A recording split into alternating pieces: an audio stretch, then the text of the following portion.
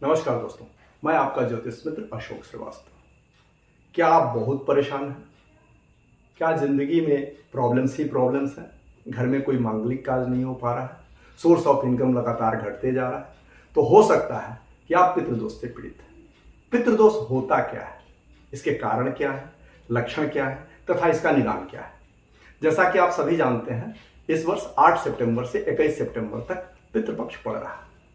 इस अवसर पर नारायण एस्ट्रो की तरफ से एक वीडियो की सीरीज तैयार की गई है। आप लोगों से आग्रह है कि इसको फॉलो करें, इस वीडियो को देखें और लाभ उठाएं।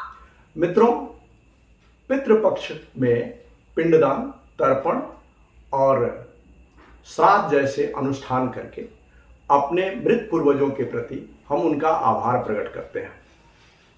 इसका उद्देश्य उनकी आत्मा को शांति पहुंचाना तथा उन्हें मोक्ष प्रदान करना होता है, जिससे हमें उनका आशीर्वाद मिल सके और पितृदोष से शांति हो सके। पितृदोष होने के प्रमुख कारणों में दोस्तों, यदि कोई पूर्वज उनका अंतिम संस्कार या श्राद्ध कर्म अच्छे ढंग से विधि पूर्वक नहीं किया गया हो तो पितृदोष का कारण बनता है। कोई पिता पुत्र में आपसी सहमति न हो, पुत्र के द्वारा पिता को प्रताड़ित किया गया हो या उनकी हत्या की गई हो, यह भी पितृदोष का कारण बनता है। अकारण पीपल, बरगद और नीम के पेड़ को काटना या कटवाना, इसके अलावा बिना मतलब का नाग को मारना या मरवाना, यह भी पितृदोष का कारण होता है। और सबसे बड़ा कारण अपने पारिवारिक मूल्यों एवं संस्कारों की अवहेलना करना, उन्हें नहीं मानना, यह पितृदोष का कारण है। तो उसके लक्षणों को सामान्यतः 3 स्टेज में बांटा जाता है। पहला स्टेज जो प्राइमरी स्टेज होता है, इसमें क्या होता है कि रिश्तों में तनाव शुरू हो जाते हैं, बच्चे बड़ों की बातें नहीं सुनते हैं, घर में गेस्ट आना नहीं चाहते हैं, घर की छत पर पीपल के पेड़ निकलने शुरू हो जाते हैं, कबूतरों का बहुत ज्यादा जमावड़ा छत पर होना शुरू हो जाता है और अकेले रहने का मन करता है। ये पहला स्टेज होता है।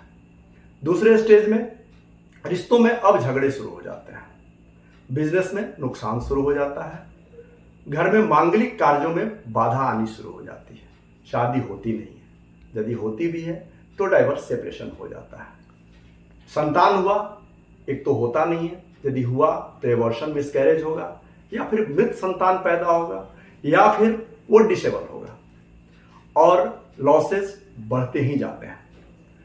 तीसरा और लास्ट स्टेज जो सबसे खतरनाक स्टेज होता है, इस स्टेज में जब पितृदोष पहुंचता है तो इसमें घर में तरह तरह के दुर्गंध आने शुरू हो जाते हैं, घर की दीवारों में दरारें आनी शुरू हो जाती हैं, भूत प्रेत का साया नजर आने लगता है, किसी मर्द की मृत्यु हो जाती है और अकाल मृत्यु शुरू हो जाती है और चलते चलते एकाएक बिजनेस जो है वो डूब जाता है। ये पितृदोष के मेन तीनों लक्षण है। जैसा कि आप सभी जानते हैं, 8 सितंबर से 21 सितंबर तक पितृपक्ष चलने वाला है।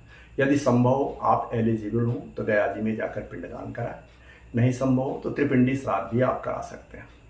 इसके अलावा प्रतिपदा से लेकर अमावस्या तक प्रतिदिन सूर्यास्त के बाद किसी प्राचीन शिव मंदिर में जाएं, आटे का दीपक बनाएं और शुद्ध गाय का घी डालकर उस दीपक को जलाएं, भगवान शिव को अपना पितृ माने, उनसे क्षमा याचना करें और बोले कि मैंने जिन अपने पूर्वजों के प्रति अपराध किए हैं उनसे मैं क्षमा प्रार्थी हूं और उन्होंने जो मेरे प्रति अपराध किए हैं उनके लिए मैं उनको क्षमा करता हूं। भगवान शिव से उनकी मुक्ति के लिए प्रार्थना करें।